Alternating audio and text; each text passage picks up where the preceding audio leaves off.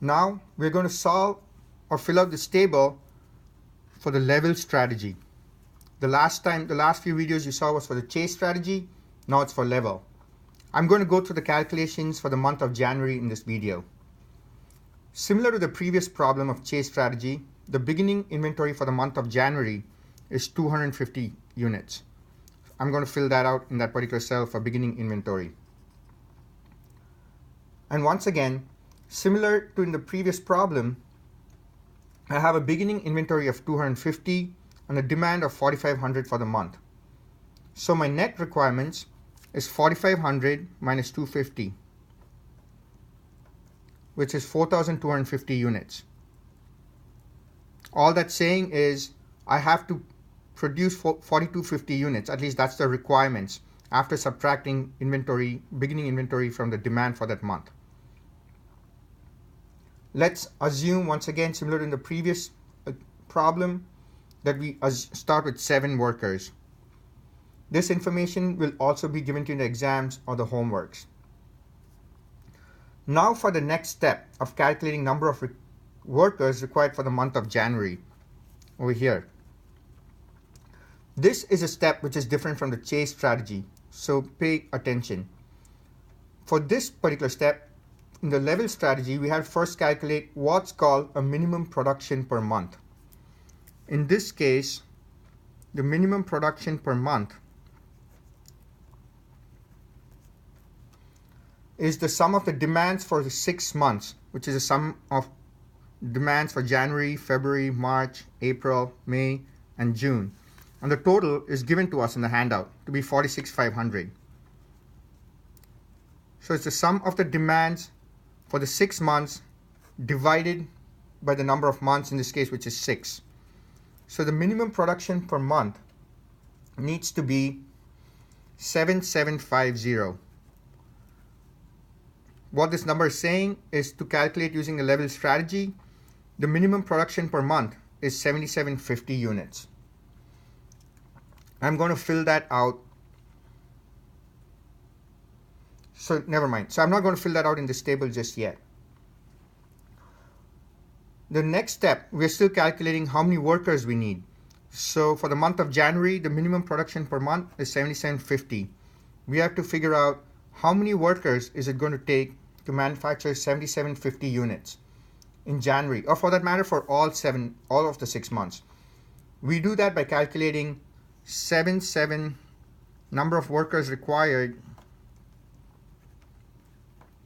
is 7750 divided by 966.7, which is given to us over here in this table, or we calculated it previously, and that comes up to 8 workers. What this is saying is we need 8 workers to produce 7750 units. We currently have 7 workers as per our initial assumption. That means we need to hire 1 worker. We're never going to fire in the level strategy, so you can go ahead and fill out 0 for firings in all months. We'll have 8 workers for all 6 months, and we'll keep the production schedule the same, irrespective of excess inventory or back order. In this problem, you probably see we'll first start getting back orders in April as you solve for the problem. What this means is you'll have a negative ending inventory for the month of April over here, and so you'll also have a negative beginning inventory for the month of May as you move forward and as you solve the problem. At any rate, so coming back to January, we calculate the regular production over here in the next row by multiplying number of available workers and units that each worker can produce.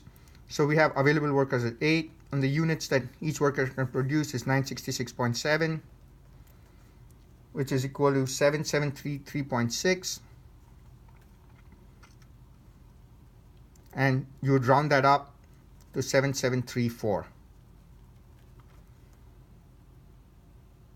And because we're using the level strategy, the production is going to be the same across all the months. So I'm going to go fill that out pretty much for all of the months. The production is going to be the same.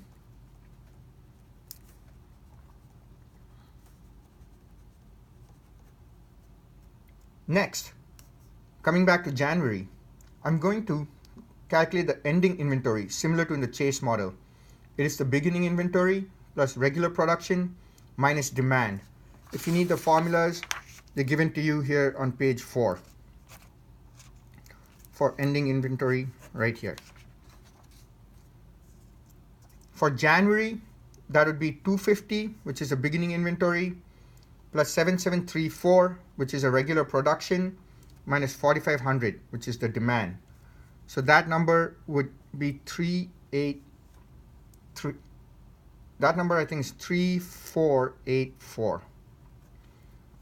Now, just like in the previous problem, the ending inventory for January would be the beginning inventory for February.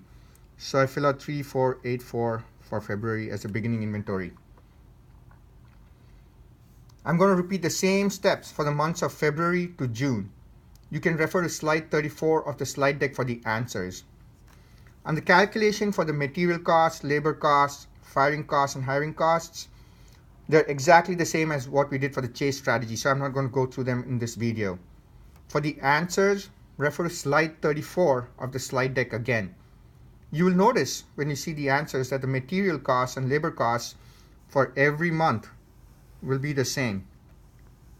And that's because our production is the same for every month, and the number of workers we use is the same for every month. Hopefully these two problems illustrate the differences between the Chase strategy and the level strategy.